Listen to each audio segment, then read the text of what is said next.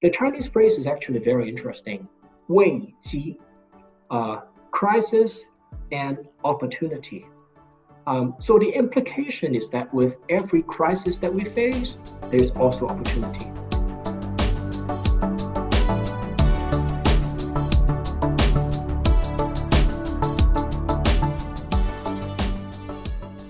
How have you managed the emergence of COVID-19 and all the changes that have had to be put in place?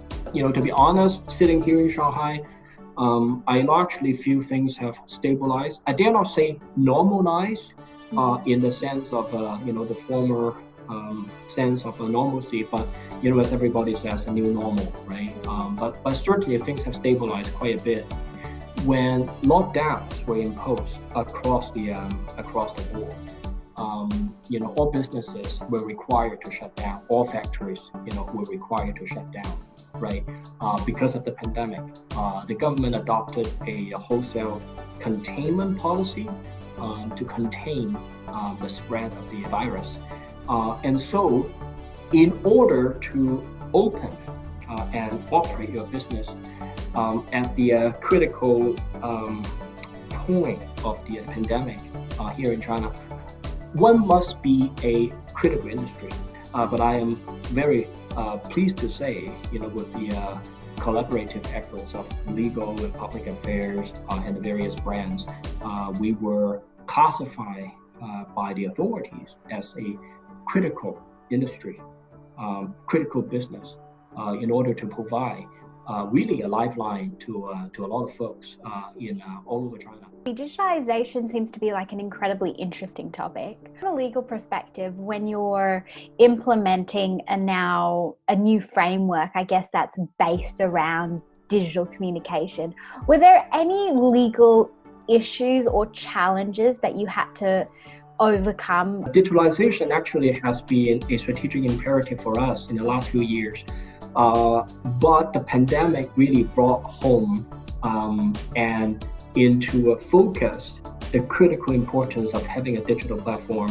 I won't name names, but a number of our peers and competitors were all but shut down during the pandemic. If you don't have a digital platform, customers cannot order and and take away, especially during the height of the pandemic. So digitalization is actually not a new initiative for us, but I would say is the importance of having a viable digital platform is accentuated by the pandemic.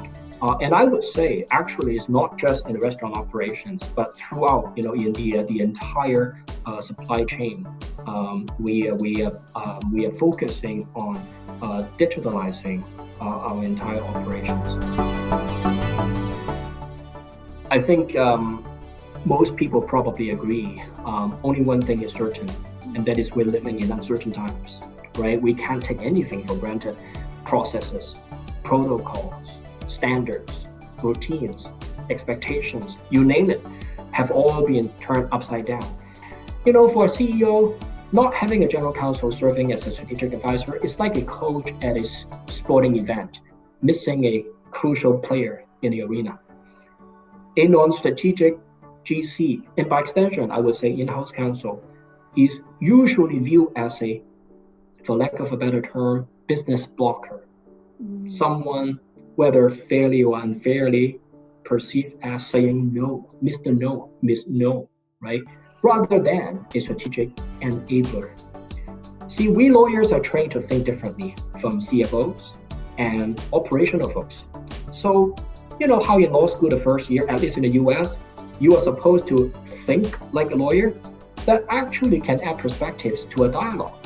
So, high-performing in-house counsel, and by extension, general counsels, and by extension, I would say in-house counsels, really should be business-savvy advisors on a wide range of issues. A successful GC and in-house counsel should be a functioning member of the leadership team who just happens to be a lawyer. If we were going to now look into the future and how things are likely to develop post COVID-19, could you share what you think the in-house profession, or how you feel the in-house profession will evolve as a result of recent events? I think, except for certain industries that actually benefit from the pandemic, one can assume budget cuts and the expectation to do more with less. That would be part of the new normal, at least for the foreseeable future. Dealing with the crisis itself is immediate, is short-term, but assessing and even seizing the opportunity can be short-term, mid-term, and long-term with potential transformational implications.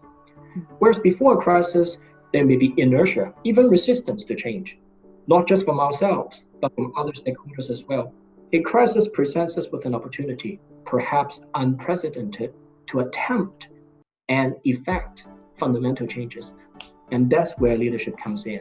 I like the old adage, fortune favors the bold. That may be applied here in the pandemic and in the legal department and in the role of the in-house counsel.